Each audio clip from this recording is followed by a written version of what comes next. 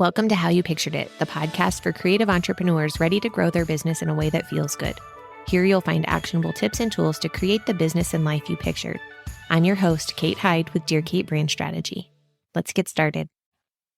All right, we've got a really big topic today, which is websites, but we're going to break it down and really make it pretty simple for us to walk through a quick audit of the current website we have and see what's working and what's not.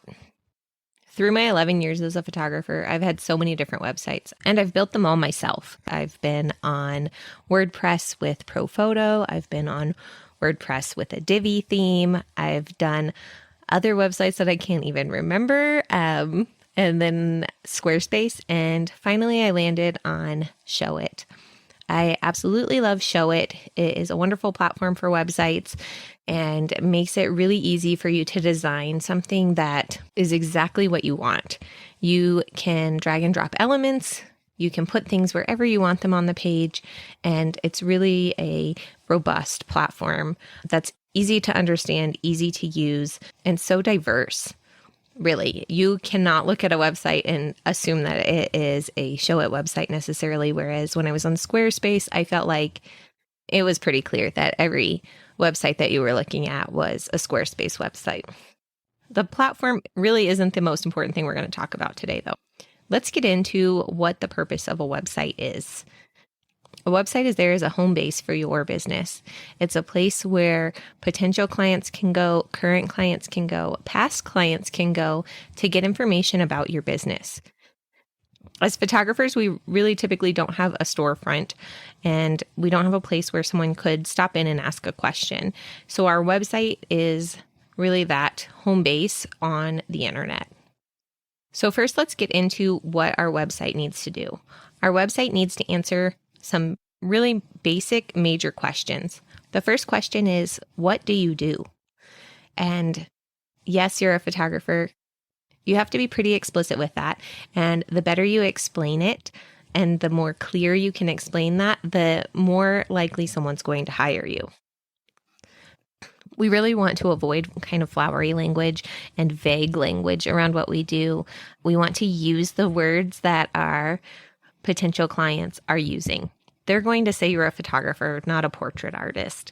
Sorry, but that's just the truth of it. And that's what they're going to understand. So question number 1, what do you do? Question number 2, who do you do it for? When someone lands on your website, you want them to say, yes, this is for me. This person is talking to me. The more you can get into the head of that potential client and understand what their needs are and who they are, the more likely you are going to be to book them. A lot of this is going to be copywriting, but some of it is just the imagery, the styling, the aesthetic of your website, and how easy it is to navigate for them. And then the third major question is, how do you do that thing you do for that person that you do it for differently than other people? What makes you special? What makes you stand out? What need are you filling for that person in their life? Now with this, I do think it's easy to fall into the trap of talking about yourself, but really you want to talk about that person and how you're helping them.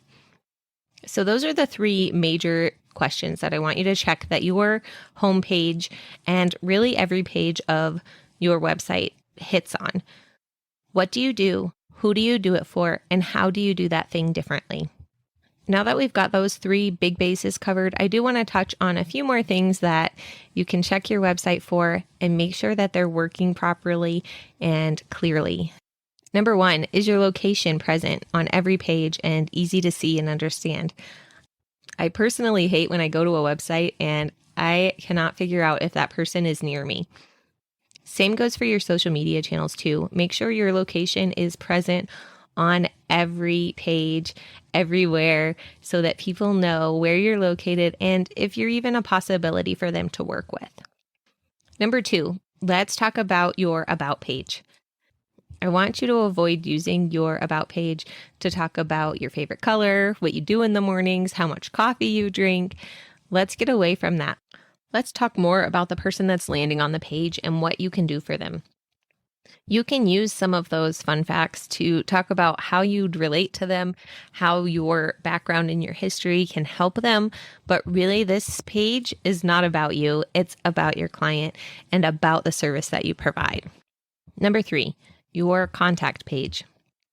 If you're using a contact form, that's great. I love embedded contact forms, especially if you have one embedded from your CRM.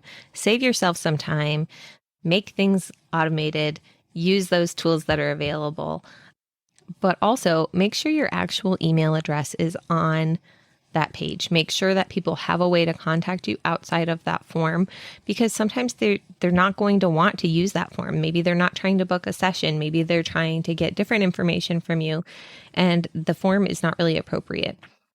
So make sure that you have your actual email address on your contact page in addition to whatever kind of contact form you're using. Number 4, does your navigation work? Make sure you're going through periodically and checking on your website to make sure that all of those menus work, to make sure that links are still active, and that you're not sending people on a wild goose chase to get the information that they need. And that feeds us exactly into number 5, which is to have some friends and family that are not in your industry field test your website for you. Give them those 3 main questions of what do I do, who do I do it for, and what makes me different? And see if they can answer those questions for you when they land on your website. It's always so important to field test your work and make sure that everything works the way that you thought it would, and that the process that you thought people would go through to find things on your website is exactly how someone is physically using it.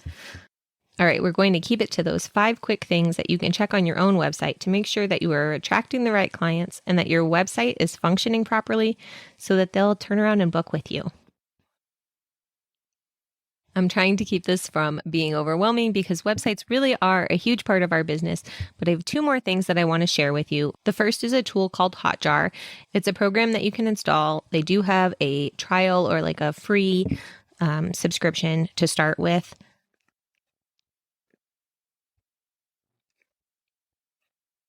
Basically, you put a code in the header section of your website, and this program will show you screen recordings of people landing on your website. So you can see how people are clicking through and moving through your website and the journey that they're taking when they land there, what's causing them to leave, and what the real user experience looks like from real users. I'll put the link for Hotjar in the show notes for you. Second, I'd be doing you a disservice if I didn't mention that my copy coach, Ashlyn Carter with Ashlyn Writes, is launching currently her course, Copywriting for Creatives. I took this course back in 2018. It made such a huge difference for me in understanding how to talk to my target clients and really tell story and bring them in to my business and get them understanding what I was doing, why I was doing it, so that we were on the same page and really building a deep relationship. That lasts for years, right? I have clients that I've had for the past 10 years, and it's so important to be able to communicate with people and let them know that that's really what you want, that you want that relationship. You want more than just customers. You want to be a part of their family and part of their story. I will put a link in the show notes for Copywriting for Creatives. Again, it's a wonderful program. And in fact, I based a lot of how I'm structuring my new program on how Ashlyn runs her courses. The cart is open from October 6th through October 13th. Grab that link there, which leads me into my new program. If you want more help with your website, and maybe you're planning on starting a brand new website this year or doing a total teardown, I'm putting together a new group program that's going to start in early November. We'll walk through week by week, teaching you how to build your own Showit website so that you have the tools that you need every time you need to make updates or changes. You really get the control of how that website looks and what it does. Personally, I love building websites, but some of the tech stuff can get overwhelming and hard to figure out when you're trying to do things on your own. With this group program, my idea is that we'll be working together. I'll be live walking you through each part of the process and giving you a roadmap to follow to build your own website. We'll be doing this as a small group program with about 3 to 7 people. This will allow you to have feedback from your peers and suggestions and ideas from other people, as well as my guidance and coaching. I think it can be so beneficial as solopreneurs to have that kind of sounding board every time we're working on something big like this. If this is something you're interested in, send me a DM over on Instagram or TikTok at Dear Kate Brand Strategy, or shoot me an email at kate@dearkatestudios.com. I look forward to hearing from you. I hope this episode of How You Pictured It has been helpful for you to give your website an audit and look at what maybe needs to change and what's working well for you. Like we discussed in the beginning of the episode, your website is really the face of your business out in the world. All right, that's it for today. If you found this helpful, please leave a rating or review over on whatever podcast player you're listening in. I'd love to hear from you, and I cannot wait to talk to you again next week. Bye.